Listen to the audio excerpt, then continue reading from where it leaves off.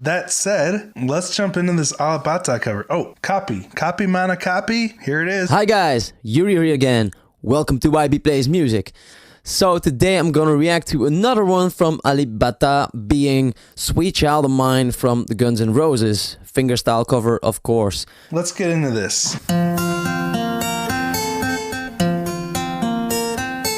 Okay, so he starts off, first of all, he starts off a lot lower than the original one. The original one starts somewhere around the 11th fret with the intro, and he has his capo on the 3rd fret, which is very interesting, I think. And also you notice he doesn't use his right hand right now, so he's actually hammering the strings just with his left hand. That is, first of all, not easy to produce a lot of sound with.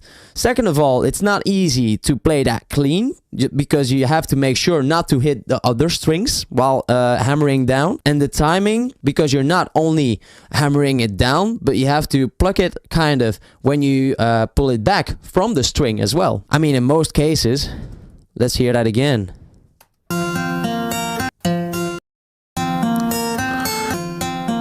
He's tapping this? Going to do with that climax of the solo there, but he did his own thing there. To be honest, I was really curious if he was about to really go ham with the solo like it's in the original, and then going through with Axl Rose's voice, and that would have been like, wow.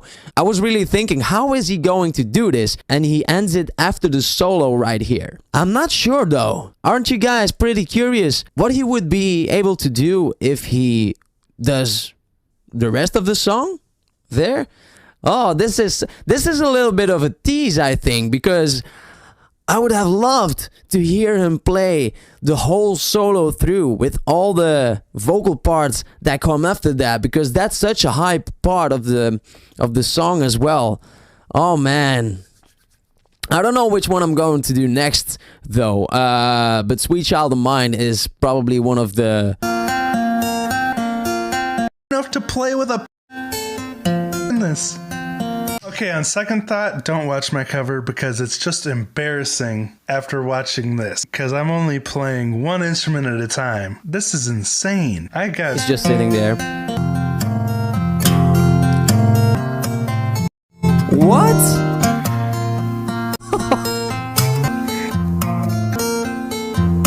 My God. Again, this gets me so much again, and I don't know why, because I know this bass line is in the original song, but for some reason it just blows my mind how he does it so seamlessly. And again, with his right hand now, he's hammering down the strings on the frets. He's doing the bass line with his right hand there, and it's very clear that he's separating them. Although at a certain point, I think the strings overlapped a little bit with the bass line and the intro on the guitar riff. Oh man, I don't know how he does it. It's just... Let's return a little.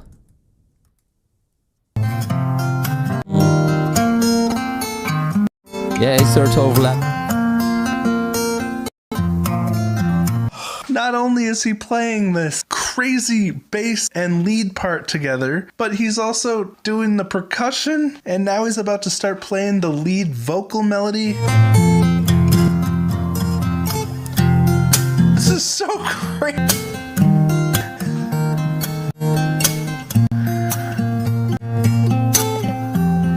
I gotta mention how creative he is when he puts these songs arrangements together, because he's only got 6 strings to work with. In a song as complex as this, with so much lead going on, you kind of gotta be very creative with the way you use these 6 strings, because there's a lot more than 6 strings worth of music going on in this song. He's able to capture the essence of each part put together with just these 6 strings and the body of the guitar. I mean, he makes use of every part of the guitar, which is also phenomenal, but it's mind-blowing. Style in his playing. That little... Do you see the small details, those extra techniques, which I talked about in the last video that he adds, which makes it so much harder to play. Like the little bending on the one string that doesn't need to be there, but he does it, which makes it next level. The other like little extra note he puts in there, whilst it's not in the original, but if you hear it, it's like, oh my god, something extra. And it's so too. Like usually with that part, at a certain point they usually do a bending technique to lift up the note, to get a higher note. But here he just goes quickly to the fret next to it to go to the higher note. Probably also because, first of all, on an acoustic guitar it's much harder to do a clean bend on the strings. They're much stiffer and harder to bend. Plus it's in the beginning next to his capo, which makes it even more difficult to do these bending techniques. So probably that's why he just does this swift movement towards the fret next to it. If you hear, it's very subtle. It's very subtle. Let's hear it.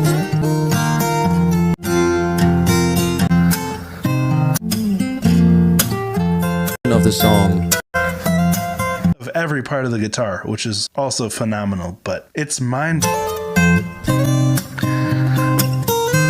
It's in there.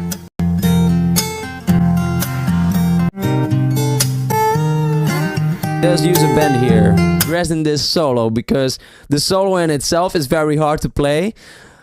Adding anything else to that is I mean, I'm gonna find out. Let's just return a little towards the beginning of that song.